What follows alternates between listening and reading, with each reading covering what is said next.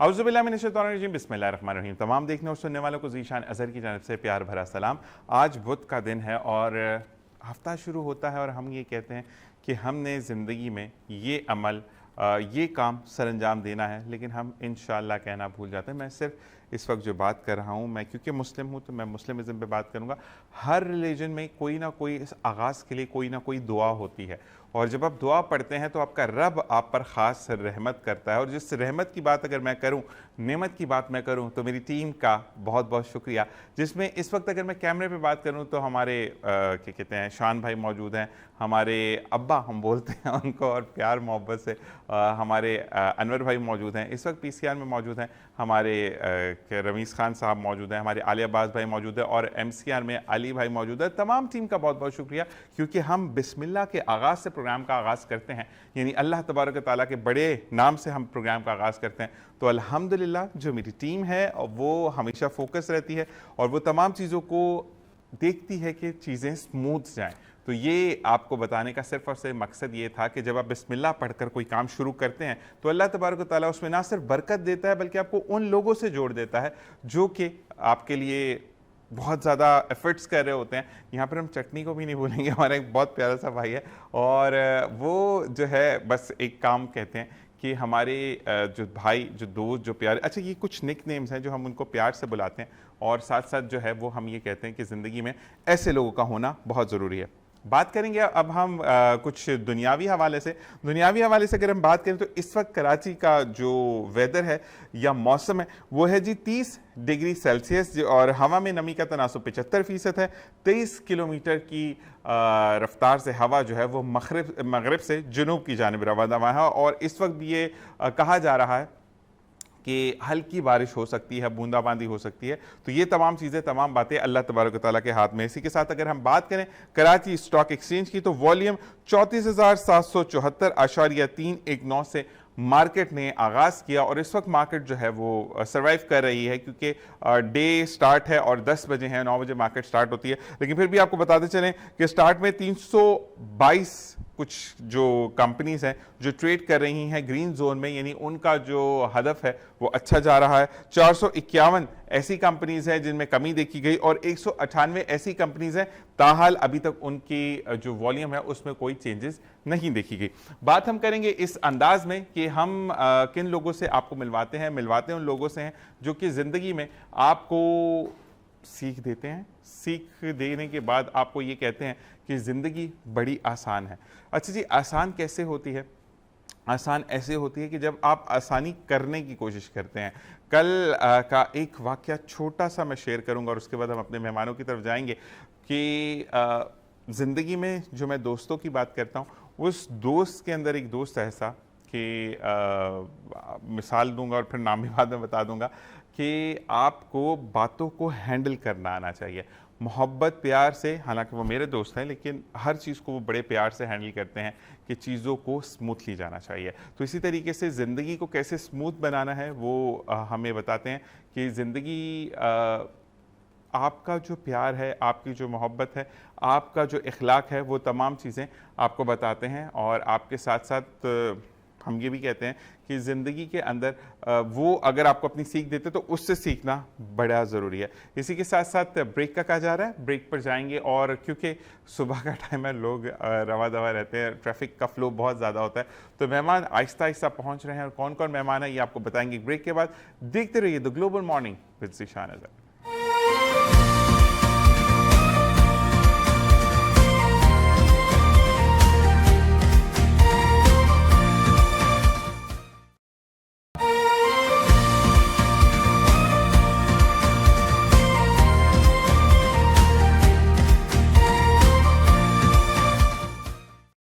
Welcome back. एक बार फिर आपको खुश आमदीद कहते हैं, और इसी के साथ साथ हमें सिस्टर फजीला ने ज्वाइन किया है जो कि रूह रवां है। आप खिदमत देती हैं दारुल सुकून में, और दारुल सुकून नाम से ही जैसे बताता है कि आपके सुकून के लिए एक इदारा बना है जो कि कहते हैं कि अगर आपका घर नहीं है तो आपका घर है ना। इसका नाम है दारुल सुकून। अस्सलाम वालेकुम, कैसे मिजाज हैं आपके?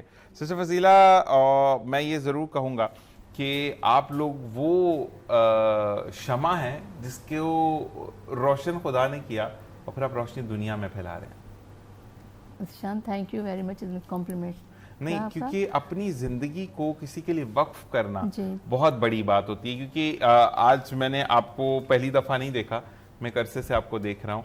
ये सादा सा लुक, बिल्कुल वो दुनिया की चमक धमक बिल्कुल दूर छोड़ के, कि वो लड़कियां होती हैं कि आंखों में कलर लगाएं, फेस पे लगाएं, ये करें, बाल ये वो नूडल्स बनने चाहिए, तमाम चीजें। और मैंने आपको इसी तरीके से सादी सी साड़ी में देखा, और उस पर भी अब इतनी ग्लो कर रही होती है कि हम कहते हैं कि बस सब पे छा गए सिस्टर फजीला।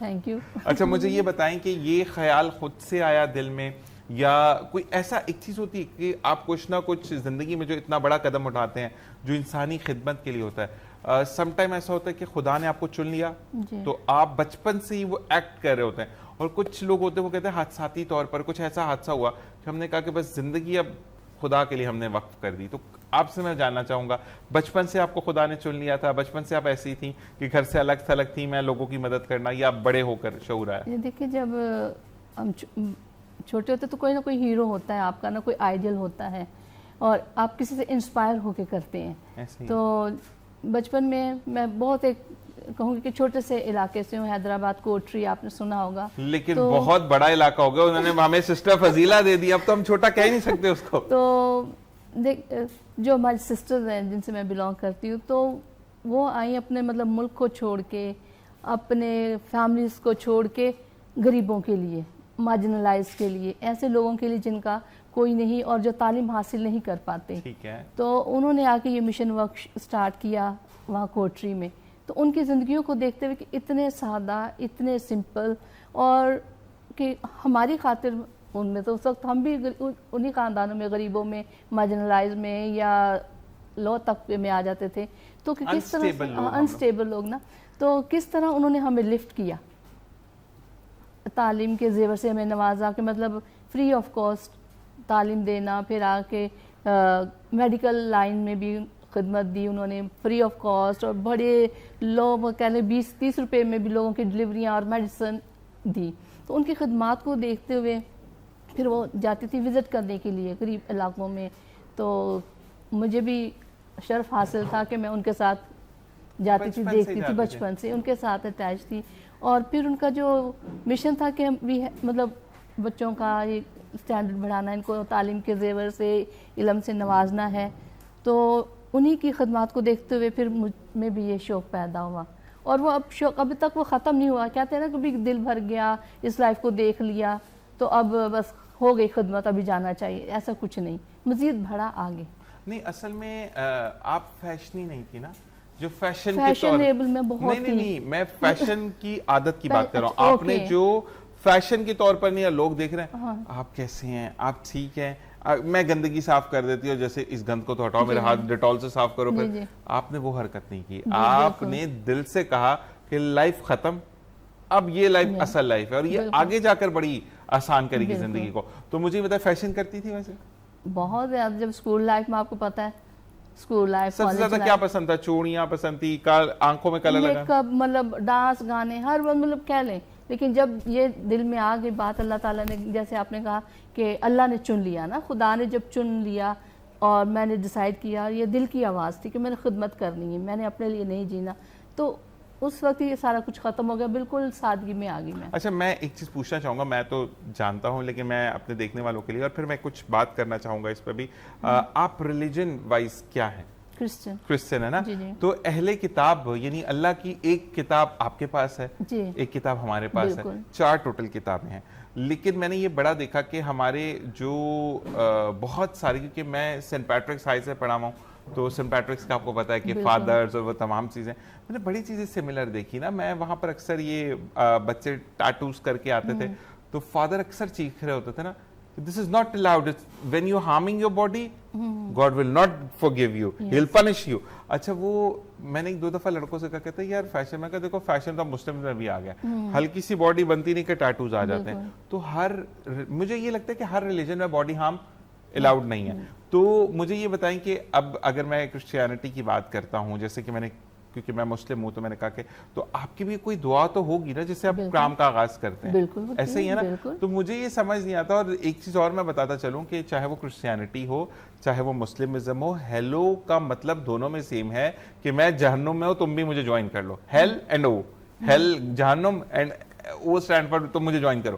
तो मकसद ये है कि हमें वर्ड्स वो यूज करने चाहिए डॉक्टर सिस्टर फजीला कि जो आपको आगे की जिंदगी में बेहतरी लेकर आए। ऐसा ही है। अच्छा मुझे ये बताएं कि फैशन में जब करती थी तो अम्मी से डांट पड़ती थी, अब्बू से, किसी बड़ी बहन से या किसी भाई से? अम्मी तो आपको पता, अम्मियाँ तो हमेशा नहीं, बेटियों को डांटती जरूर है। डांटती डांटती जरूर है। घरदारी, घर के काम जो मतलब बेटियों को सीखने चाहिए वो सारे सिखाए। डांट भी पड़ी, लेकिन ज्यादा डर बड़े भाई और अब्बू से लगता अच्छा, लेकिन अब्बू को तो कहते हैं ना बेटियां बड़ी चांदतारा होती हैं, लेकिन हमारे अब्बू ना थोड़े से डिफरेंट के, मतलब चुप के म्यूजिक सुनना। अच्छा मैं आपको बताऊं, आपका बेसिक नेटिव लैंग्वेज है मैं पूछूंगा। वैसे तो हम पंजाबी ना, पंजाबी जिते अम्मी अब्बू जुड़े होंगे ना, अब्बू सख्त ज्यादा होंगे, चौधरी होंगे ना, पेंड देते मसला। अच्छा मुझे ये बताएं कि आपको कभी ऐसा हुआ कि सिस्टर फजीला जो है वो शुरू से लड़कियों की तरह एक्ट करती थी, या वो एक लड़कों वाला एक होता मैं करूंगा, मैं खाऊंगा, मैं पीऊंगा, या मैं करूंगी, मैं खाऊंगी, मैं पीऊंगी, वही वाला फॉर्म? लड़कियों वाला, लड़कियों वाला। हम माशाल्लाह से 4 बहनें और 4 भाई थे, तो मतलब इस तरह से कोई आया ही नहीं। अक्सर होता है ना कि भाई हैं तो एक ही बहन है, तो फिर वो भाइयों को देके शायद वो कॉपी करती हैं, तो मैं तो बस थी लड़की। अच्छा अब सिस्टर फजीला, क्योंकि अब तो आप इंसानी खिदमत में हैं और आप जो हैं वो दारुल सकून के अंदर मौजूद हैं, एक सवाल मैं करूंगा आपसे रिलेटेड, फिर हम दारुल सकून पे चलते हैं। तो वहां पर कभी कुकिंग वगैरह करती हैं? कुकिंग जी माशाल्लाह मैं खुद बहुत अच्छी कुक हूँ, और अभी भी करती हूँ। अभी जाहिर है कि मैं बच्चियों के हॉस्टल में, जहाँ पे ऑर्फनेज बच्ची हैं, तो वो अक्सर बच्चियाँ कहेंगी सिस्टर अभी तो छुट्टियाँ, अभी मेजॉरिटी बच्चियों की गई हुई है, और जो है 8-10 लड़कियाँ, तो फिर मैं अपने हाथ से खाना, वो कहेंगी सिस्टर कुछ अच्छा सा पकाएं, कुछ स्पेशल पकाएं।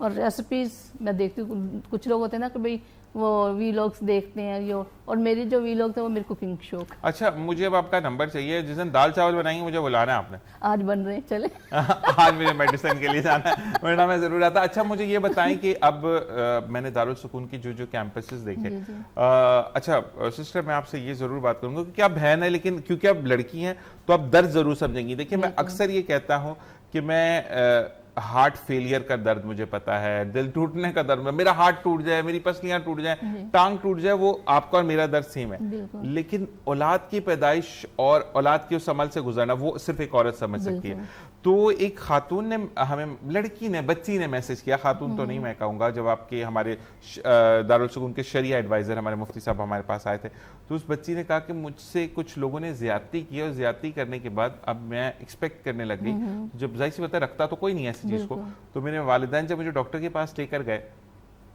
तो डॉक्टर ने कहा कि अगर ये खत्म करा तो ये मर जाएगी। तो बीइंग अ माँ बाप तो वो नहीं ऐसा कदम उठाएंगे कि बच्ची मर जाए, लेकिन गांव वाले उनको रहने नहीं दे रहे उस बच्ची को। तो वो उन्होंने पूछा था कि क्या दारुल सुकून मुझे पनाह देगा कि मैं दारुल सुकून आ जाऊं? तो क्या दारुल सुकून ऐसे लोगों को पनाह देता है जिनकी जिंदगी को लोग हार्म कर रहे हो या खत्म करने की कोशिश कर रहे हो कि उसको मार देंगे हम जान से? बिल्कुल, हम शेल्टर देते हैं, करते हैं, ऐसे बच्चों को शेल्टर करते हैं, और जहाँ तक हो कि मतलब उनकी हेल्प करना किस तरह से, तो खासकर बच्चियों के लिए और लेडीज के लिए तो दारुल सुकून एवरी टाइम, दारुल सुकून सबके लिए खुला है, ये तो बात नहीं मैं बोलूंगा कि। अच्छा मुझे बताएं कि क्योंकि जब आप चीजें कर रहे होते तो आपको स्पेसेस कम पड़ती है ना, जैसे फर्ज करें अब माशाल्लाह मेरे सेट को मेरी टीम ने बहुत खूबसूरत सजाया है, मैं थैंक्स टू बिलाल भाई जिन्होंने डिजाइन किया सेट को, लेकिन मसला ये है कि उसको अनवर भाई आते हैं, हमारे शान भाई आते हैं, इवन आले भाई जो कि MCR में होते हैं हमारे, वो भी आकर चीजों को बड़े मैनेज कर रहे होते हैं ना। तो मुझे बताएं कि जब अब इसमें हम और चीजें भरेंगे तो स्पेस कम पड़ जाएगी, तो अब आप लोगों को स्पेस की और जरूरत है कि कोई ऐसा शख्स आए जो कि कहे ठीक है मैं बंगला आपके नाम करूंगा, लेकिन वो मेरी मलकियत भी रहेगी, आप बेच नहीं सकते उसको, आप वहां शिफ्ट हो जाए। तो ऐसे लोग अगर आपसे राब्ता करें? बिल्कुल करें, हमें ज़रूरत है, नीड है, क्योंकि देखिए हमारे ज़्यादातर जो इन सिटी कराची के लोग हैं, जब उनको मतलब हमारे पास स्पेस नहीं है तो हम रेकमेंड करते हैं, उनको रेफर कर देते दारुल सुकून राशिदाबाद, हमारी एक ब्रांच वहाँ पे टंडोला यार में। ओके जी, तो वहाँ पे अक्सर लोग जाना नहीं पसंद करते, ठीक ठीक, क्योंकि रिलेटिव्स भी नहीं चाहते, क्योंकि यहाँ पे अगर इन सिटी होंगे तो उनका एक्सेस इजी है, आके मिल सकते हैं, मुलाकात कर सकते हैं, ले जा भी सकते हैं। लेकिन जब राशिदाबाद चले जाएंगे तो फिर कौन 2-3 घंटे का सफ़र तय करेगा? तो इस वजह से हम चाहते हैं कि अगर कोई ऐसे हैं जो अपने बंगलोज या घर या कोई प्लॉट है जो डोनेट करना चाहते हैं, रखें अपने नाम पे, दारुल सुकून को डोनेट कर दें। मुझे एक मैसेज आया है सिस्टर फजीला कि हम ये चाहते हैं कि हम बैरून शहर से यानी दूसरे शहर से आए हैं और हमारे पास रहने के लिए कोई जगह नहीं होती है, हम खाना भी खा लेते हैं दूसरी जो फलाही इदारे, लेकिन रहने के लिए जगह नहीं है। अक्सर और बेशतर अगर आप फुटपाथ पर सोते हैं तो आपके मोबाइल चोरी हो जाते हैं, जमीन पर सोते चूहा काट गया, वो कर गया। तो इस तरीके से भी अगर आप कुछ लोग डोनेट करते हैं तो दारुल सुकून वहां पर मौजूद है। और दारुल सुकून के लिए मैं ये कहूंगा कि आपने बढ़ चढ़ कर साथ देना है, सिर्फ इसलिए कि दारुल सुकून कुछ नहीं है, आखिरत बहुत बड़ी है। और जब आप मैं हर प्रोग्राम में, इस प्रोग्राम में भी बात को रिपीट करूंगा कि जो अपने हाथ से आप खर्च कर गए, चाहे वो दारुल सुकून पर है, चाहे वो किसी बच्चे पर है, क्योंकि इंसानियत मजहब नहीं देखती है, इंसानियत इंसानियत को देखती है। डॉक्टर फजीला अगर कोई मुस्लिम किसी का हाथ टूट गया, किसी के सर फट गया, तो ये नहीं देखेंगे ओ ये मुस्लिम है मैं क्रिश्चियन हूं, नहीं, उस वक्त वो देखेंगे कि इंसानियत को बचाना। हमारे पास मुस्लिम्स की है, मैं ऐसे ही बहुत ज्यादा जितने भी हमारे ब्रांचेज हैं या हेड ऑफिस है, मेजोरिटी इज मुस्लिम। लेकिन वो कहते हैं ना ह्यूमैनिटी मस्ट है। बिल्कुल, हम तो ह्यूमैनिटी को देखते हैं, इंसानियत की खिदमत को देखते हैं। ऐसे ही है। क्योंकि अल्लाह भी पहला ये सवाल करेगा ना, मजहब तो बाद में आएगा, तुमने मदद क्यों नहीं की। और हमारे भी अंजील मुकद्दस में लिखा हुआ है कि जब मैं भूखा था तुम मुझे खाना खिलाया, प्यासा था तुमने मुझे पानी पिलाया, बीमार था तुमने मेरी तीमारदारी की, कैद में था तू मुझे मिलने के लिए आया। तो ये सारे वैल्यूज हर मजहब में है। ऐसे ही है। असल में हम जितने मॉडर्न होते चले जा रहे हैं ना, मैं अपनी बात करूंगा, मैं किसी की नहीं बात करूंगा, कि वाकई में हमारे मौलाना हजरात जितनी भी चीजें मुफ्ती साहब जो बताते हैं, दीन को अगर आप अपना लेना।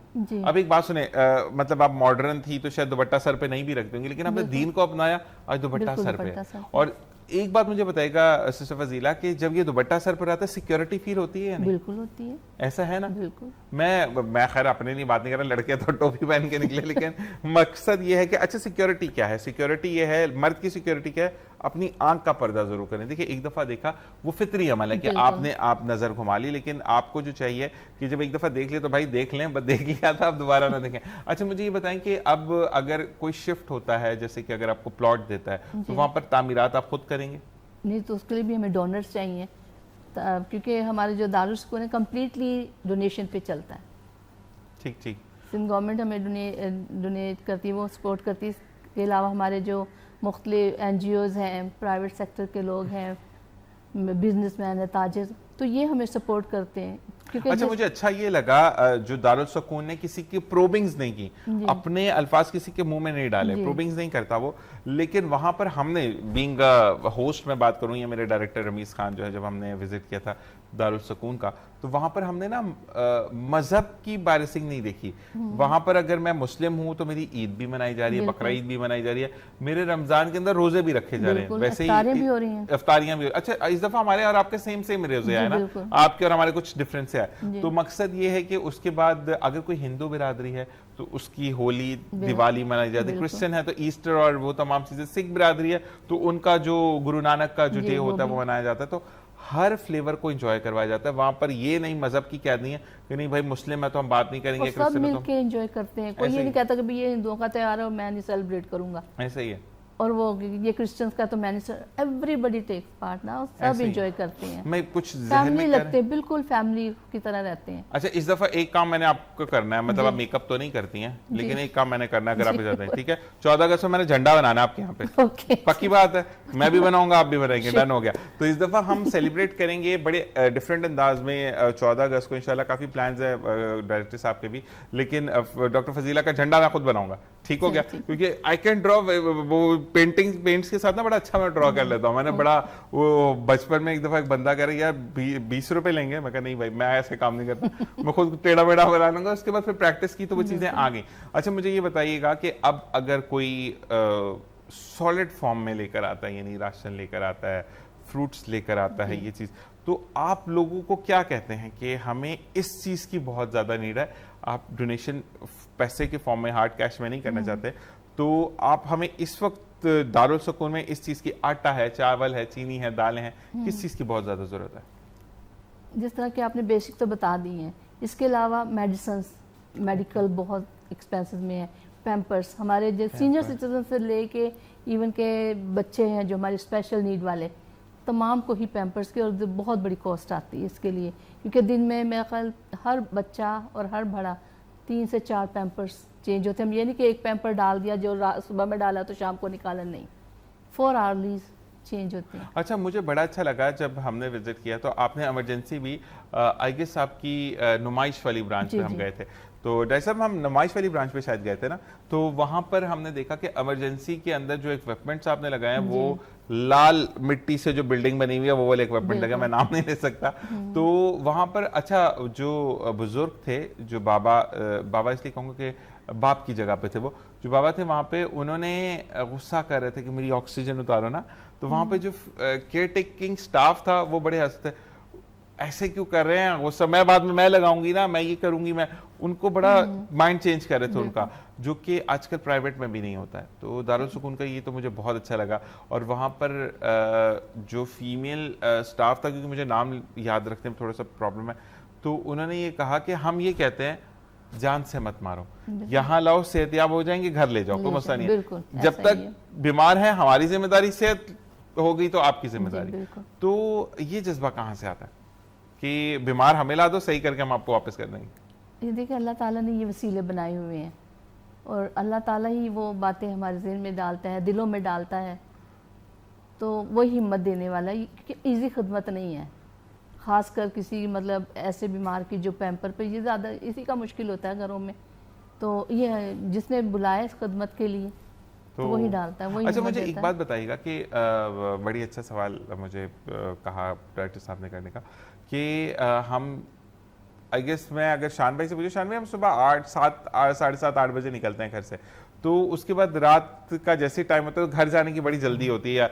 तो मुझे ये बताइएगा कि कुछ लोग यहाँ पे भी रेजिडेंट्स है तो उनसे मैं नहीं पूछूंगा, लेकिन मुझे ये बताएं कि आपको फील नहीं होता कि 12 घंटे हो गए, 18 घंटे हो गए, अब घर जाना चाहिए? नहीं, ऐसा कुछ नहीं होता। ऐसा कुछ भी नहीं होता? नहीं। अच्छा, तो वैसे फैमिली से, क्योंकि आपने आप भी वहाँ पे रेजिडेंट्स हैं दारुल सुकून की, आप भी उस वाली ब्रांच में ही हैं?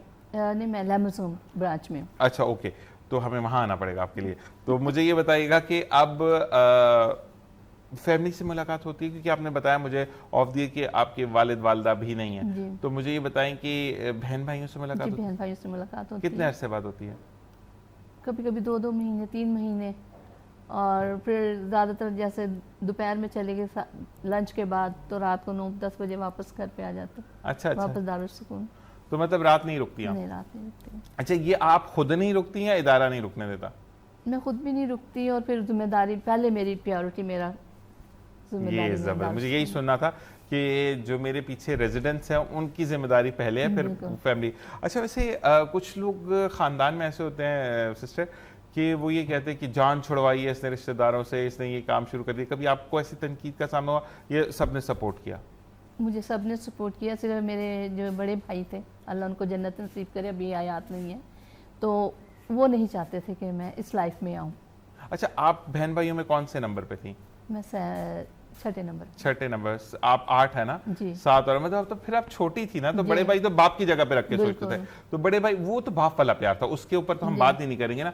हाँ, अगर आप you are the elder one, फिर वो होता है कि यार कुछ है, लेकिन जो बड़ा भाई होता है ना वो बाप बन के सोचता है। बिल्कुल। तो मुझे अच्छा, वैसे बहन भाइयों में अब जो हयात आपके बहन भाई, किससे लड़ाई होती है और कौन ऐसा है जिससे आप चाह के भी नहीं लड़ सकती? लड़ाई तो कभी किसी से हुई नहीं है, और अभी तो मतलब जवाज ही पैदा नहीं होता, और जो जिस लाइफ में हूँ जहाँ पे मैं खुद प्यार, मोहब्बत, माफ़ी का सबक देती हूँ, तो हाउ कैन आई फाइट। अच्छा, एक चीज़ और है कि बड़े वो कहते हैं ना कि आपके भाई इस दुनिया में नहीं है, जी। लेकिन जो अमल आप कर रही हैं उसका अजर सवाब तो उनको भी जा रहा है ना? बिल्कुल, बाद में वो सेटल हो गए जब उनको समझ आ गई, तो फिर मतलब बहुत appreciate आखिरत का करते थे। जरिया वो कर गए ना कि जी। फजीला मौजूद है, मेरी प्यारी, मेरी बेटी, मेरी बहन, कि जो हम सबके जाने के बाद हमारे बख्शिश का जरिया बनेगी। अच्छा, मुझे ये बताएं कि जब आप जिस ब्रांच में उसमें कैसे मतलब बच्चे आते हैं, उसमें सीनियर आते हैं, उसमें जवान आते हैं, कौन आता है मेरे उसमें? पास आती बच्चियाँ आती 7 to 18 ईयर्स ओल्ड बच्चियाँ हैं मेरे पास, ठीक है। जो कि ऑर्फनेज है, या सिंगल पेरेंट करके माँ ने छोड़ दिया है या बाप ने छोड़ दिया है, तो माँ कफालत कर रही है या फादर कफालत कर रहे हैं, तो इस तरह की बच्चियाँ मेरे पास। तो वो घर जा सकती हैं? हाँ, घर जा सकती हैं, और मेजोरिटी नहीं भी जाती। अभी तो मसलसल 8-10 बच्चियाँ मेरे पास जो बिल्कुल ही नहीं घर गई। अच्छा, 54 बच्चियाँ हैं मेरे पास, 54 में से 10 मेरे पास हैं, और कुछ गई, कईयों के ग्रैंड पेरेंट्स हैं तो वो ले गए हैं। अच्छा, कभी ऐसा हुआ कि आपने बच्चा बचपन में लिया, कोई ऐसे हादसे में बाप नहीं था, तलाक हो गई, ये भी सीरियस थी, लेकिन एक सर्टन एज पे 12, 14, 15 साल में आके उनके वालिद या वालदा को कहा नहीं मेरे बच्चा मुझे वापस चाहिए, तो वो आके आपसे ले गए हो? नहीं, ऐसा कुछ भी नहीं, ऐसा नहीं होता? नहीं, फिल्मों में ही होता वैसे ये। फिल्मों में होता है, लेकिन रियलिटी में नहीं। रियलिटी में तो कहते हैं कि भाई अच्छा हुआ जान छूटी। यही चीज है। और अच्छा, हमने शादियां करवाई थी, मतलब माशाल्लाह। इस होम में कुछ बच्चियां जो पोलियो वाली थी, पहले पोलियो वाले बच्चे भी हम रखते, अभी तो पोलियो नहीं है, तो पोलियो वाली बच्चियों की भी शादी करवाई है। अभी रिसेंटली हमने 2 साल पहले एक बच्ची की शादी, वो जो डेफ एंड म्यूट है, माशाल्लाह से कल आई हुई थी विजिट के लिए। और अभी फिर एक और लड़की थी जिसके ना माँ का पता ना बाप का पता, तो बस कोई छोड़ गया उनको, वो कहीं बाहर घूम रही थी या कुछ ना, तो उनको शेल्टर करके तो हमारे पास लेके आए, सेव करके, तो उनकी शादी करवाई माशाल्लाह से, वो भी अपने घर में खुश हैं। अच्छा, करवाते हैं शादियां भी जो वाकई में अगर आपका भी कोई ऐसा एक चीज़ होती है ना कि मैं बिल्कुल ये कहूँगा कि हर एक को हक है, अपनी वजह से शादी कर ली, अपनी मोहब्बत में शादी कर ली, घर टूट गया, तो फिर दारुल सुकून का विजिट करें। यहाँ पर आपको जो बच्चियाँ हैं वो वाकई में हर हालात में जो है वो गुजारा करना जानती हैं। और साथ साथ मैं यहाँ पर कहूँगा कि दारुल सुकून के अंदर जब हमने विजिट किया तो एक चीज़, लेकिन उससे पहले सिस्टर हमने एक जगह पे विजिट किया था महमूदाबाद से आप अम्बाला बेकरी और BCC ब्लॉक 6 के आखिर में एक शेल्टर होम बना हुआ है बच्चों का। अच्छा, मैंने अपने डायरेक्टर साहब को कभी गुस्से में नहीं देखा ना, मतलब वो गुस्सा करते काम पे वैसे नहीं करते। तो उस बच्ची को रो रो के उसका बुरा हाल था, और वो 16 दिन हो गए थे उसका रोना बंद नहीं था। तो जब उनकी मॉडर्न माँ से मुलाकात हुई तो कहते इसके बाप ने तलाक दे दी, वो तो चला गया बाहर। तो फिर पूछा, ये दरियाफ्त ये किया कि आप क्यों उसको छोड़ के जाती? कहती वो दरअसल मैंने जिनसे शादी की है ना, मेरे जानू इनको बर्दाश्त नहीं करते। तो इस वक्त तो इतना मुझे भी गुस्सा आया कि इस बंदी को बंदा जमीन में गाड़ दे कि माँ तो सिंबल है मोहब्बत का, माँ तो सिंबल है शेल्टर का। लोग कहते हैं ना कि अगर बाप चला जाता है बहुत बड़ी कमी होती है, लेकिन माँ अपने पर के नीचे अपने बच्चों को पाल जाती है। तो अफसोस होता है ऐसे लोगों का भी, और इस दुनिया में लोग एग्जिस्ट भी करते हैं। ब्रेक का कहा जा रहा है, जाते जाते सिर्फ ये कहूँगा कि वक्त अभी भी नहीं गुजरा। शायद आज हम हैं, कल हम थे में गुजर जाएं, यानी उस फहरिस्त में हम शामिल हो जाएं। तो ज़्यादा से ज़्यादा अल्लाह के रास्ते में खर्च कीजिए, क्योंकि यही दिया आपके काम आएगा। एक ब्रेक, देखते रहिए the global morning with Zeeshan Azhar.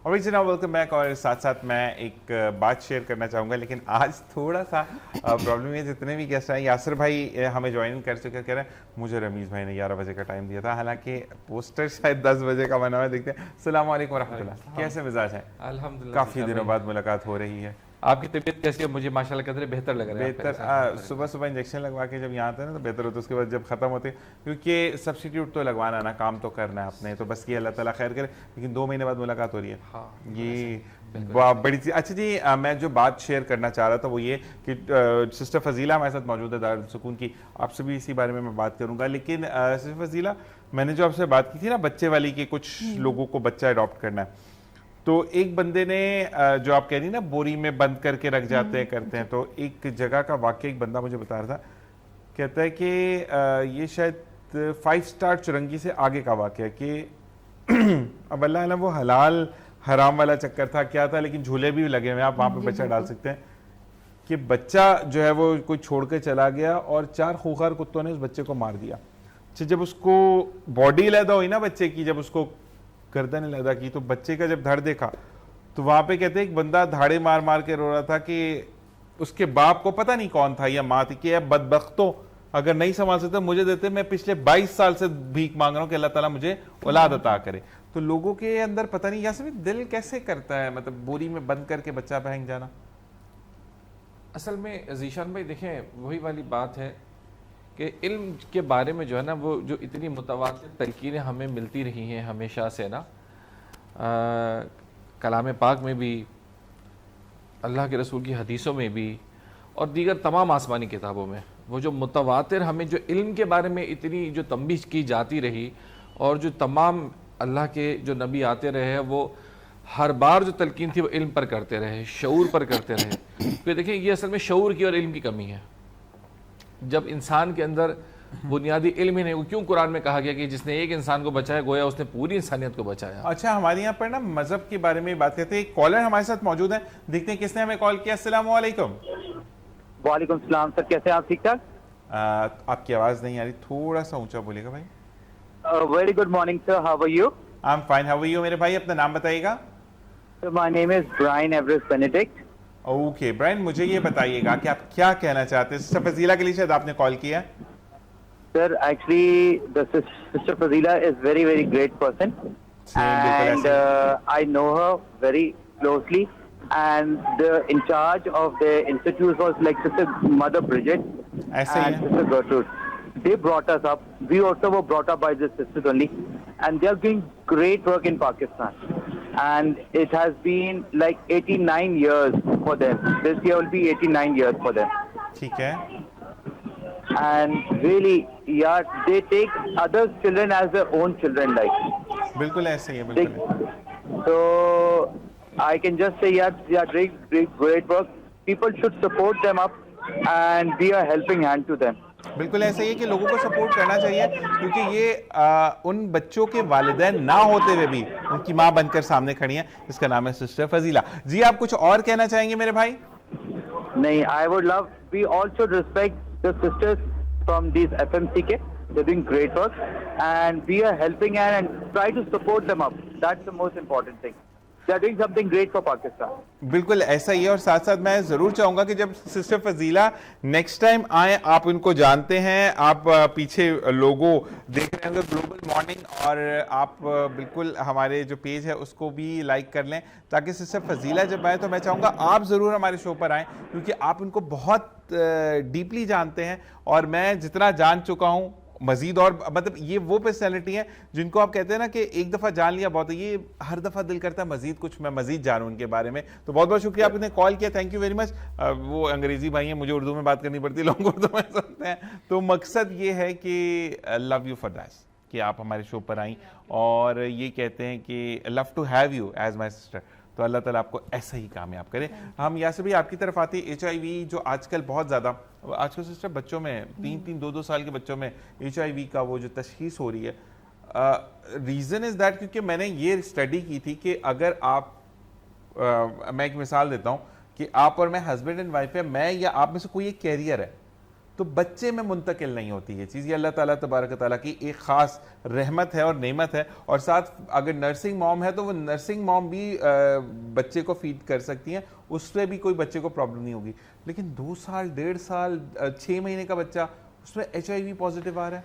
असल में देखें, फिर बात वहीं कनेक्ट होगी। It's all about education and awareness. हमारे यहाँ according to World Health Organization की जो रिपोर्ट्स हैं उसके अकॉर्डिंगली हमारे यहाँ एक बहुत बड़ी हॉस्पिटलों की तादाद ऐसी है जो सिरिंजेस का मिसयूज़, मल्टीपल यूज़ और यूज्ड इक्विपमेंट्स का रीयूज़ करना, ठीक है, ड्यूरिंग डिलीवरी जो प्रॉब्लम्स हैं, डिलीवरी है, सिरिंजेस हैं, यूजुअल आपके डेंटल इक्विपमेंट्स हैं, बहुत सारी चीज़ें हैं। ये बेसिकली वहाँ से तेज़ी से ये वायरस फैलता है। और जब ये खुदा न खासा अनट्रीटेड रह जाए HIV, तो फिर इसकी दूसरी शक्ल एड्स है। HIV itself is a disease, it's a virus basically, और इस वायरस की जो बिगड़ने की शक्ल है वो एड्स है। अच्छा, HIV अगर आपको तशखीस हो जाती है, ज़रूरी नहीं है बचपन में, बड़े होकर भी होती है, तो इट्स ए क्यूरेबल डिजीज और या स्प्रेड हो जाएगी? As far as the matter of virus is concerned, virus is always curable। ठीक है, ठीक है, एड्स भी क्यूरेबल है, बट अब वो क्योंकि वो वायरस इस लेवल पे जा चुका है कि वो पूरा डिजीज़ बन गया है। As far as the matter of virus is concern, it is curable.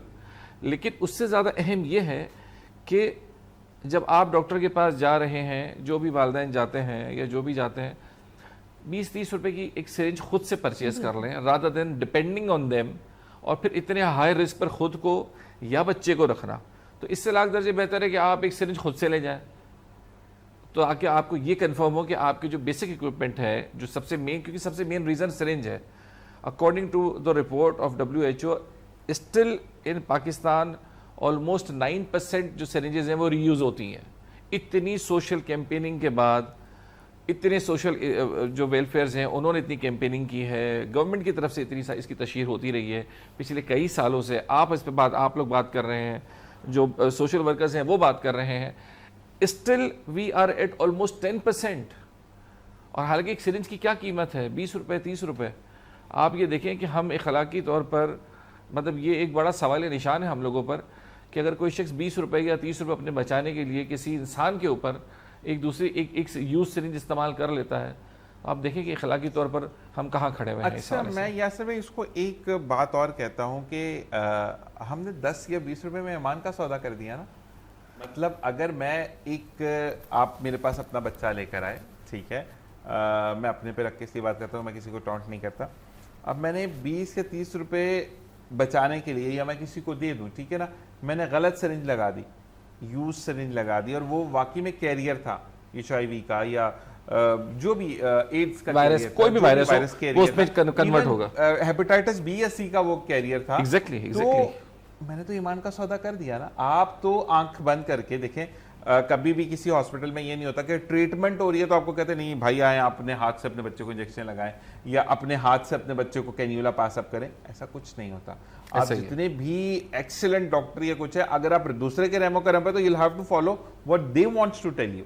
तो मकसद यहाँ पर ये आता है कि ईमान का होना बहुत जरूरी है। सर अब फिर सवाल ये कि ईमान क्या है? क्या महज कलमा पढ़ लेना ईमान का होना है? मतलब मैं अगर मैं अपने ऊपर रखता हूँ, इंसानियत तो मैं अपने ऊपर रखता हूँ कि मैंने कलमा तो पढ़ लिया, ला इलाहा इल्लल्लाह मुहम्मद रसूलुल्लाह, ठीक है, झूठ मैं बोल रहा हूँ, धोखा मैं दे रहा हूँ, मैं हर वो काम कर रहा हूँ जिसका मुझे अल्लाह ने मना किया है, लेकिन कहने को मैं मुसलमान हूँ। वही वाली बात आपने याद करा दी ना कि 100 रुपए वाले केले 500 में बेच के कहते हैं दुकानदार जल्दी करो कहीं नमाज का ज़ाया ना हो जाए। तो मैं वही बात कर रहा हूँ कि ईमान एक बहुत बड़ा दर्जा है। हमने असल में ईमान को जो ना बड़ा फॉर ग्रांट लिया हुआ है। ईमान एक बहुत बड़ा दर्जा है, ठीक है ना। जब ईमान हो, ईमान का मतलब ईमान, ये लफ्ज़ ईमान ईमानदारी से निकला ना। ऐसे ही है। ईमानदारी का मतलब क्या है? सदाकत है, दयानतदारी है, सच्चाई है, धोखा ना देना है, किसी को नुकसान ना पहुंचाना है।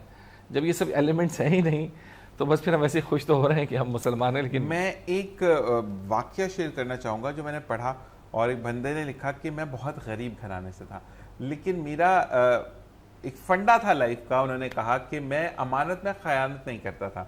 अच्छा, लोग जो हैं वो मेरे पास अपनी अमानतें पैसों के फॉर्म में रखवाते थे, तो कहते मैं अक्सर पैसों की खुशबू सूंघता था क्योंकि मैं बहुत गरीब था।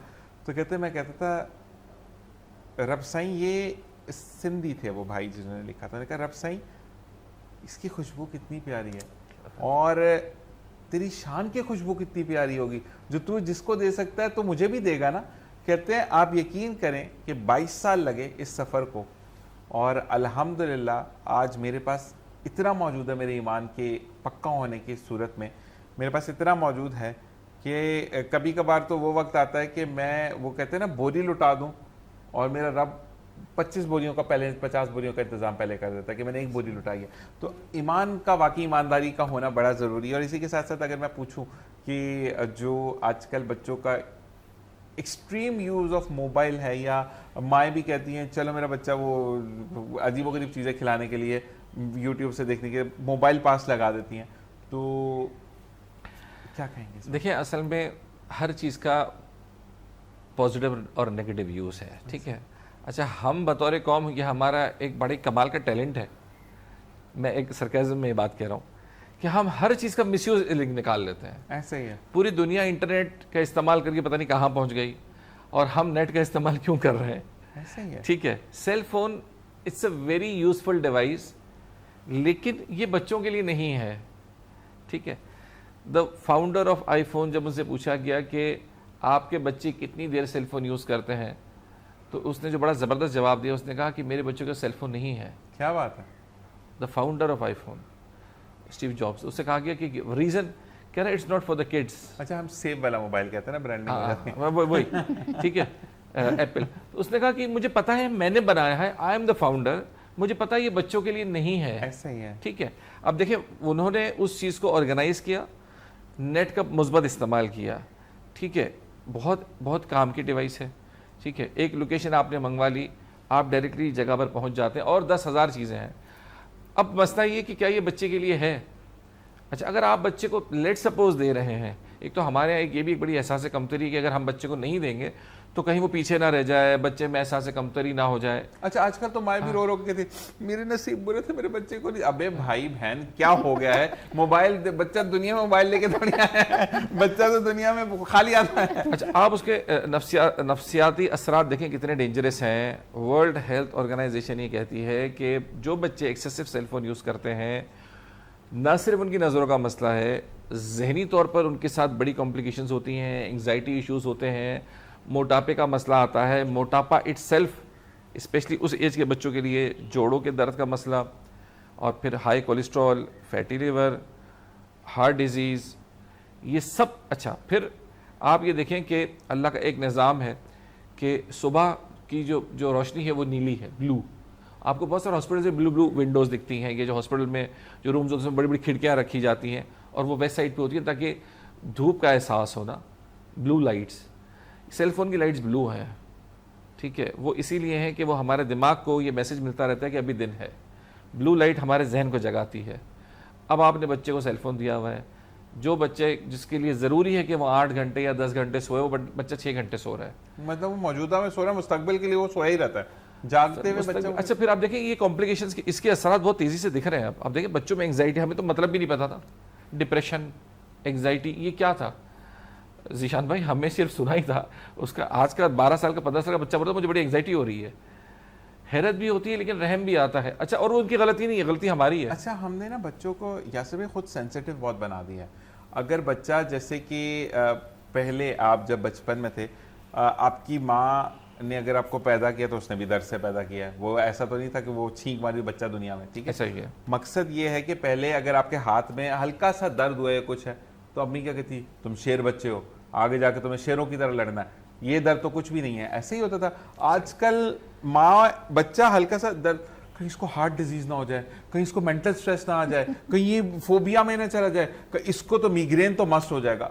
बहन तुम खुद ही डॉक्टर हो, तुम ही इलाज शुरू कर दो। वो नीम हकीम खतरा होती है आजकल की माएँ भी। असल में देखिए वही वाली बात है ना, आपने जब बच्चे को एक सेलफोन दिया ना तो आपने उससे बहुत सारी चीज़ें छीन ली। आपने उससे रिश्ते छीन लिए, ऐसा ही है। आपने उससे दोस्त छीन लिए, आपने उससे फिजिकल सारे स्पोर्ट्स छीन लिए। आप ये देखें कि हम लोगों को ज़बरदस्ती घरों में लाया जाता था। मतलब एक टाइम होता था कि भाई रात के 9 बजे या शाम के 8 बजे या स्कूल के दिनों में शाम के 7:30 बजे मगरिब की अजान के साथ आपको घर में दाखिल हो जाना है। और असर और मगरिब बच्चे पढ़ते थे, असर पढ़ के क्रिकेट खेलते थे थोड़ा बहुत, और मगरिब पढ़ के घर वापस आए। हाँ, मतलब वो मगरिब की अजान का ये था कि वो अल्टीमेटम था कि आपको मगरिब की अजान खत्म होने से पहले you have to go back to home ना। अच्छा, लेकिन वो आप हम बड़ी बेदिली से लौट रहे होते थे कि यार ये मगरिब बड़ी जल्दी हो गई। मुझे आज भी याद है सर्दियों की मगरिब, मुझे जो है ना बड़ी वो होता था कि ये तो 6 बजे जाना पड़ता है घर। ऐसे ही है। गर्मियाँ ज़्यादा 7:30 बजे होती थी मगरिब। आज का बच्चा उन चीज़ों से महरूम हो गया ना, और वो उस बच्चे की गलती नहीं है, वो गलती हमारी है। अगर हम इंसानों की तरह रहे तो उसकी वजह हमारे वालिदैन थे, और अगर आज हमारे बच्चे ये सब इश्यूज़ फेस करें उसकी वजह हम खुद हैं। हमने बच्चे को सेलफोन दिया, हमने उसे कार्टून्स दिए, ठीक है, हमने उसे घंटों सेलफोन में बिठाया, हमने उसे जो है वो सेलफोन देते हुए जो है वो खाना खिलाया, हमने उसको उसका हैबिचुअल किया, उसका आदी किया, उसका एडिक्टेड किया। In fact it's not a habit, addiction है ये, वो एडिक्टेड हो गया। अब आप कैसे सोशल होगा बच्चा? और वो बच्चे, एक चीज़ और है यासर भाई, हम जो मतलब पेंडू लोग, मैं कहता हूँ कि हम जो मानते हैं कि अगर आप मुझसे बात करें, आप मेरे वालिद हैं या वालदा हैं, ठीक है, और मैं मोबाइल को यूज़ कर रहा हूँ, तो दिस इज़ बदतमीज़ी की एक्सट्रीम वाली फॉर्म कि वालिदैन बात करें, आप मोबाइल साइड पर रखें। हाँ, कभी कभार ऐसा होता है बहुत ज़रूरी काम है तो एक एक्सक्यूज़ कर लें कि आप ऑफिस में करना है, या जैसे आजकल के काम आपको पता है सारी चीज़ें चल रही हैं, तो आप बोलकर आप साइड पर रखकर बात करें। हमारे यहाँ पर दादा दादी नाना नानी बेचारे खड़े रहते हैं और बोलते बोलते भी चुप करके चले जाते हैं। तो ये बदतमीजियाँ जो है वो भी हमने ही सिखाई। आप वाली बात बिल्कुल सही है, लेकिन अब इस पर काबू पाना भी हमारी ही जिम्मेदारी है। और दूसरी चीज़ ये है कि पहले अगर हम दारुल सुकून की बात करें तो यहाँ पे मैंने किसी के पास मोबाइल नहीं देखा, लेकिन बच्चे एंटरटेन या बड़े एंटरटेन बड़े होते हैं। मैंने वहाँ देखा, वहाँ पर ओनो एक गेम बचपन में मैंने भी बड़ी खेली है, तो ओनो वहाँ पे पड़ी हुई थी और मैंने उनसे बोला ना, वो एक रेजिडेंस थी फीमेल वहाँ पर, मतलब सीनियर सिटीजन थी, तो मैंने कहा ये मैं ओनो ले जाऊंगा। कहती कैमरे लगे हुए, मैं छीन लूंगी वापस, ये हमारी चीज़ है। तो मकसद ये कि मुझे कहती यहाँ पर बैठ के खेलो, रोज़ आके खेलो, लेके नहीं जाने दूंगी। तो वहाँ पर उन्होंने एक, आपने इतना उनको कहते हैं ना कि उतनी राइट्स दी हैं कि वो बात कर सकें इस बारे में। तो साथ साथ यासर भाई मैं आपको ये कहूँगा कि अगर हमारे बच्चे को चश्मा लग जाता है छोटी उम्र में, वो सिर्फ to be very honest mummy daddy की तरह सोचने लग जाता है, मैं बीमार हूँ, मैं ये है, मैं वो है। तो लड़के को तो हमने ज़िंदगी की दौड़ से दूर कर दिया। देखिए असल में मैं आपको एक छोटी सी एक कहानी सुनाऊँ। इसमें एक कुआं होता है, उसके अंदर बहुत सारे मेंढक होते हैं, और एक रेस शुरू होती है कि इस कुएं से बाहर कौन निकलता है। और अब सब मेंढक जो वो दौड़ना शुरू करते हैं, और पीछे से जो एक एक करके मेंढक गिरने लगते हैं, और जो नीचे के मेंढक होते हैं वो मुस्तकिल चिल्ला रहे होते हैं कि तुम ऊपर नहीं जा सकते हो, और सारे मेंढक गिर जाते हैं। बस जो एक मेंढक का बच्चा जो सबसे छोटा होता है ना, वो कुएं से बाहर निकल जाता है। तो हैरत इस बात पे होती है कि इतने बड़े बड़े मेंढक नहीं निकल सके, ये कैसे निकल गया। पता लगा वो बहरा था, उसे आवाज़ ही नहीं आ रही वो कह क्या रहे हैं। उसको पता लगा वो मोटिवेट किया जा रहा है, वो चला गया। सारा थॉट प्रोसेस असल में यहाँ से है ना। ऐसा ही है। आप बच्चे को पहले ही डिमोटिवेट कर देंगे तो वो बेचारा जिंदगी की जंग में कहाँ जाएगा। देखिए सारा थॉट प्रोसेस तो यहाँ से है ना। आप जैसा सोचते हैं चीज़ें ऑटो, अब तो रिसर्च भी साबित हो गई ना कि आप जैसा सोचते हैं चीज़ें वैसे ही डिज़ाइन होती हैं। वो तो अगर हम कहते हैं ना कि अल्लाह तबारक व तआला से आप जैसा गुमान करोगे वो वैसे ही अता हदीस करेगा। पाक है, बिल्कुल ऐसा ही हमारा एक चीज़ ना यासर भाई मैंने बड़ा देखा है कि अब अगर माएँ बाप मॉडर्न लेक्चर ज़रूर जो है वो कहते हैं कि सुनो या ये करो, तो तमाम चीज़ें साइंस ने भी जो प्रूव की, वो हज़रत अली रज़ी अल्लाह तआला अन्हु का कॉल है कि पानी खड़े होकर मत पियो, नुकसानदेह है। बहुत पुरानी बात है, नई बात नहीं, हदीस भी ठीक है? ऐसा ही, ठीक है। और आका दो जहां सल्लल्लाहु अलैहि वसल्लम ने कहा कि पानी 3 सांसों में पियो और बैठ कर पियो। पुरानी बात है, कोई नई बात नहीं है।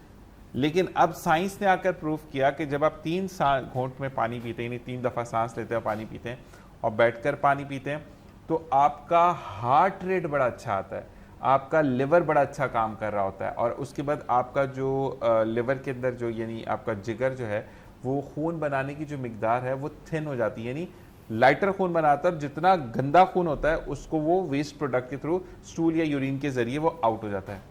नबी करीम आका दो जहां सल्लल्लाहु अलैहि वसल्लम की बात यहाँ से साबित हो गई। अब हमने मानी कब, जब साइंस ने प्रूव किया। इसी साइंस में मैं डाउनफॉल भी बताता हूँ आपको। हज़रत अली रज़ी अल्लाह तआला अन्हु का कि पानी बैठ कर पिया करो, फिर उस पर रिसर्च हुई तो जो खड़े होकर पानी पीते हैं उनके घुटने की कार्टिलेज खत्म हो जाती है, तो बैठ कर भी ना, साइंस ने प्रूव किया। अच्छा जी, साइंस का मुझे हारना बड़ा अच्छा लगता है ना, जब वो इस्लाम के आगे हारता है साइंस। साइंस प्रूव करती है कि अगर आपके साथ मैं बैठता हूँ, यानी मेडिकल रिपोर्ट्स ये कहती हैं कि मैंने इनहेल कर लिया 4 से 5 दफ़ा, मैं इस बात को प्रोवोक नहीं करूँगा, गलत है, लेकिन अल्लाह तबारक व तआला की मैं शान बताऊँगा कि आपने इनहेल कर लिया तो आप बच्चे पैदा करने की सलाहियत ख़त्म कर जाते हैं। ये एक रिपोर्ट मैंने पढ़ी थी। दोबारा कहिएगा। आप इनहेल करते हैं, यानी जो चर्स पीते हाँ, हैं लोग, ओके, अच्छा, ओके, तो मैं बोलना नहीं चाह रहा था, तो वो जो है वो बच्चे पैदा करने की सलाहियत ख़त्म हो जाती है। अच्छा, ये रिपोर्ट मैंने पढ़ी और उसके बाद मैंने अपने रिश्ते एक मामू है उनको मैंने फ़ोन किया, मैं कहा आप तो चेन स्मोकर है इसकी और आपके 9 बच्चे हैं, तो यहाँ तो हमने साइंस को फेल कर दिया है। तो अल्लाह तबारक व तआला ने जो आपको अता करना है वो अता करता है, और सिर्फ नज़र बरहक है कि नज़र लगती है। आप कहते हैं ना कि अल्लाह तबारक व तआला ने आपको अता किया है तो उसका शुक्र अदा करें और पर्दे में चीज़ों को रखें, और पर्दे में रखते हुए मदद करना ना भूलें, क्योंकि हमारे यहाँ पे इतना पर्दा करवा देते कि मदद ही नहीं करते लोगों की। तो ये मज़ीद बातें इसी तरीके से चलती रहेंगी। एक ब्रेक देखते रहिए the global morning with Zeeshan Azhar.